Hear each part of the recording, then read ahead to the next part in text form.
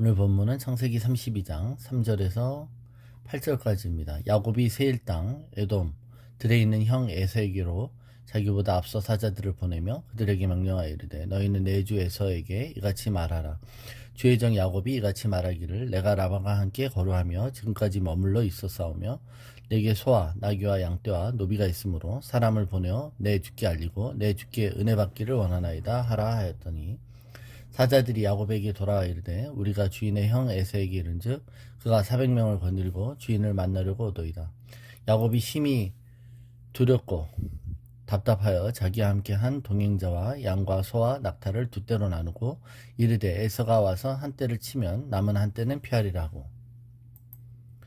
자, 야곱은 하나님의 군대 마하나임을 봅니다. 영적인 경험을 하죠. 이런 특이하고도 남다른 경험에 이런 영적인 약발은 도대체 얼마나 가는 걸까요? 환상이나 영적 체험이 사람들에게 어떤 임팩트를 줄 수 있고 어떤 환기의 효과 또는 각성의 효과가 있을 수 있습니다. 그러나 실제로 이런 체험들은 그렇게 우리 실제의 삶에 있어서 그렇게 큰 효과가 없을 수도 있습니다. 타향으로 가서 우여곡절 끝에 하나님의 은혜로 부자가 되어 고향으로 지금 돌아가고 있는 야곱입니다. 아마 고향에 들어갔을 때 그가 부자가 되어 돌아왔기 때문에 그는 금이환영이라고 할 수도 있습니다. 20년 동안 자신의 뒤통수를 치던 삼촌 라반도 이제는 더 이상 자신에게 위협의 존재가 아니죠. 그 모든 것도 일단락되었습니다. 고향으로 돌아가고 있는 그의 마음이 그러나 마냥 편하지 않나요? 그것은 바로 형 에서와의 불편함을 넘은 적대적인 관계 때문이죠. 20년 전에 그 형 에서와의 그 관계가 아직 청산되지 않았기 때문입니다. 어쩌면 이제 형과 만났을 때 자신이 지금 20년 동안 이룬 모든 가족과 재산을 잃어버릴 수도 있다는 이 불안과 두려움이 여전히 있는 것이죠. 이런 불안과 두려움이 있는 그에게 하나님은 하나님의 군대를 보여주셨어요. 불안한 사람들에게 그의 영안을 뜨게 하셔서 하나님의 군대를 보여주신 것이죠. 그러니까 여러분, 영적인 체험이 꼭 어떻게 보면 그 체험이 없으면 정말 믿지 못할 사람들, 그 체험이 없으면 돌이키지 못할 사람들에게 주시는 하나님의 배려인 것이지, 그 체험을 하는 사람들의 남다른 특별함과 또 어떤 거룩함을 얘기하지 않는다는 것을 우리는 아셔야 됩니다, 여러분. 사도 바울이 다메섹 도상에서 체험을 했습니다. 하나님의 음성을 듣죠. 사울아 사울아 어찌하여 네가 나를 핍박하느냐 음성을 듣고 꼬꾸라져요. 아마 사도 바울과 같은 그런 체험이 있는 사람이라면 변하지 않는 사람은 별로 없을 거예요. 그런데 하나님이 그에게 그런 은혜를 주시는 이유는 바울이 그런 체험이 아니고서는 돌이키지 않기 때문이죠. 그런 체험이 아니고서는 열심과 특심으로 인해 크리스찬들을 핍박하고 있었던 그의 삶에서 돌이킬 수 없었기 때문입니다. 자, 하나님은 야곱에게 특이한 경험을 허락하십니다. 천사들이 너를 호위하고 있으므로 너를 지켜주시고 있다라는 확신을 주시기 위해서 그랬습니다. 그러니까 이런 영적인 인카운터의 경험조차도 그런데 야곱이 가지고 있는 근본적인 두려움을 다 없애지는 못하더라라는 겁니다. 그러니까 영적인 약발이 우리가 생각하는 만큼 그렇게 오래 안 간다는 걸 우리는 깨달아야만 합니다. 자, 창세기 32장은 우리가 읽은 이 본문들은 이제 앞으로 인간이 야곱처럼 갖고 있는 근본적인 두려움들이 실생활에서 그 두려움에 근거한 행동들이 어떻게 나오는지를 묘사하고 있습니다. 우린 그걸 자세히 뜯어볼 거예요. 야곱은 천사들의 군대를 만났어요. 그렇다면 고향을 향해 이제 머뭇거리거나 주저하거나 불안했던 발걸음이 아니라 이제는 담대하게 평강을 누리며 나아갈 수 있어야 되지 않겠습니까? 그런데 하나님의 군대, 마하나임의 군대가 두 진영이나 자기를 호위하고 있다는 것을 봤습니다만 그는 여전히 두렵습니다. 왜죠? 봤어요. 그러나 영적인 것은 실제로 보일 때만 잠시 안심과 안식을 주지 보이지 않으면 또 불안한 것입니다. 자, 그는 근본적인 두려움을 없애지 못한 채 인간적인 방법을 간구하죠. 먼저 사자들을 보내서 형 에서의 반응을 살핍니다. 먼저 선봉대를 보내는 겁니다. 자, 평화사절단을 보내고 있는 것이죠. 자, 형의 감정이 어떤지, 나에 대한 감정이 아직도 악한 것인지, 또는 나를 죽이려고 하는지를 보는 것이죠. 그랬더니 보냈는데 보내는 사람들이 먼저 돌아와서 얘기합니다. 우리 주인의 형 에서 6절인데 형 에서에게 이른즉 그가 400명을 거느리고 주인을 만나려고 오더이다. 자, 형이 군대를 이끌고 온다는 겁니다. 자, 이게 동생을 환영하고 마중 나오는 것이라면 400명이나 되는 군대를 이끌고 오지 않을 것 같은 겁니다. 자, 이게 도대체 어떤 성격의 마중인지 모르겠는 것이죠. 그러니까 여러분, 멀리서 보면 이것이 나를 영접하러 온 것인지 아니면 나를 공격하러 온 것인지 헷갈린다는 겁니다. 우리는 여기서 왜 하나님이 두 진영이나 되는 두 군대 무리를, 하나님의 군대 무리를 야곱에게 보여주신지 알 수 있죠. 그러니까 400명이 되는 형의 군대보다 하나님의 군대가 더 많다라는 걸 알려주신 거잖아요. 확신시켜 주시는 거예요. 즉 두려워하지 말라는 하나님의 배려인 것이죠. 그러니까 인간이 여러분 두려움을 갖고 있다는 것은 다른 믿음을 갖고 있다는 것이죠.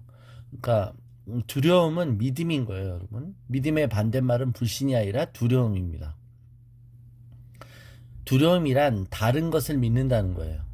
즉 하나님이 안심하라고 하신 그 말씀을 믿는다기보단 형이 나를 죽이러 오는 것이다라는 이것에 대해서 믿는 거죠. 그러니까 두려운 겁니다. 그래서 내가 죽을 수 있다는 생각하는 것이죠. 하나님을 향한 확신을 잃어버린 것이에요. 그러니까 우리가 왜 이렇게 불안해하고 두려워합니까? 우리가 인생에서 큰 실패를 경험해서만이 아니라 어떨 때는 사소한 이유에서도 우리는 하나님을 향한 확신을 잃어버립니다.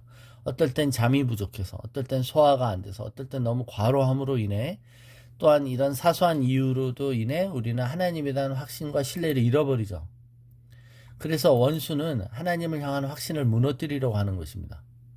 그래서 하나님에 대한 신뢰와 확신이 무너지면 우리는 영적으로 우리의 기반이 허물어지는 것이죠.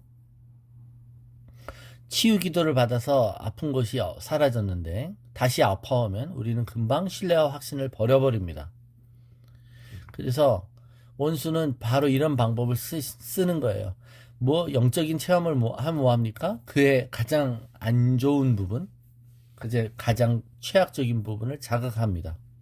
원수가 가장 많이 쓰는 방법 중에 우리의 과거를 들춰내죠. 우리의 과거는 분명한 팩트이기 때문에 그렇습니다. 그래서 일종의 팩트 폭력을 해요.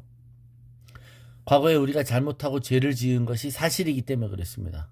그럴 때 우리 삶에 안 좋은 일이 일어날 거라는 것을 은연중에 불안해하면서 기대하는 것이죠. 우리는 자신이 벌 받는다는 생각을 받아들입니다. 뭔가 안 좋은 일이 일어났을 때 즉각적으로 네가 과거에 그런 나쁜 짓을 저질렀기 때문에 네가 지금 그것에 대해서 보응을 받는다라는 사고방식을 주입시킨다는 겁니다. 그래서 우리는 죄를 지어서 두려움이 있고 과거에 그 문제에 대한 처리하지 않은 부분이 있다면 그 두려움의 원인을 하나님께 내어드려야만 하는 것입니다. 과거에 지은 죄가 무엇인지 하나님 앞에 자신의 두려움의 이유가 무엇인지 내가 뭘 잘못했는지 얘기해야 되는 것이죠. 무엇이 자신의 삶에 안 좋은 일이 일어났을 때 자기가 벌 받는다고 생각을 하게 되는지에 대해서 우리는 그것을 덮어놓지 말고 얘기해야 될 필요가 있는 것입니다. 그러면 여러분 야곱에게는 어떤 과거가 있는 겁니까? 야곱이 하나님께 고백하지 않은 과거는 무엇입니까? 그것은 바로 20년 전에 형 에서에게 했던 그의 사기 행각이죠. 그러니까 자기가 형에게 장자권을 빼앗기 위해서 했던 그 행동에 대한 자기 양심에 자기 비판 의식이 있어요. 형의 모습으로 가장해서 장자권의 축복을 탈취한 사건에 대한 자기 스스로의 자책감과 찔림이 있기 때문에 그렇습니다. 그러니까 하나님의 군대를 천사들의 무리를 만났지만 언제 그랬냐는 듯이 다시 그는 두려움에 의해 빠집니다. 인간은 두려움에 빠질 때 인간적인 그 두려움에 극복하려는 방안, 이것을 우리는 꼼수라고 말합니다. 두려움으로 인한 꼼수를 찾습니다. 인간이 꼼수를 부릴 때 가장 흔히 하는 대책이 무엇입니까? 그것은 자신이 하나님보다 더 소중히 여기는 것을 보호하려고 하죠. 그것이 무엇이에요? 20년 동안 그가 모은 재산이죠. 자, 오늘 본문을 보면 그는 자신의 재산을 두 대로 나눕니다. 혹시 형이 자신에게 자신을 공격하러 400명이 와서 자신의 지금 선봉대를 쳤을 경우 나머지 후지는 피하겠다는 일종의 포트폴리오식 위험 분산 전법입니다. 자신의 잘못으로 인한 두려움이 자기를 두렵게 할 때 그 두려움의 원인을 하나님께 고백하면 됨에도 불구하고 그는 이걸 고백하지 않은 채 계속 인간적인 조치에만 몰두하는 것이죠.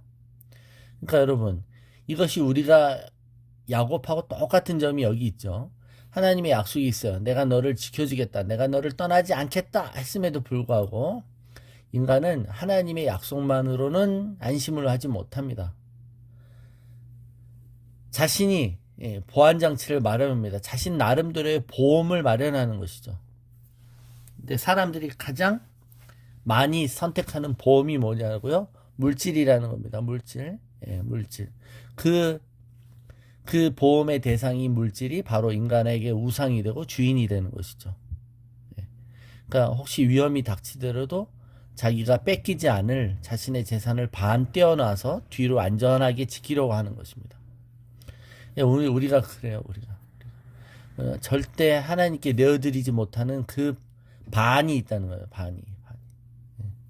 그러니까 여러분, 아나니아 삽비라가 하나님께 헌금을 했을 때 자신의 전재산이라고 했어요. 전재산. 실제로 여러분, 전재산이 아니었고 반이었습니다. 반 바치는 사람이 얼마나 여러분 훌륭합니까? 근데 실제로 반은 안 한 거죠. 반은 꼽을 쳐놓은 거란 말입니다. 그게 왜 악합니까?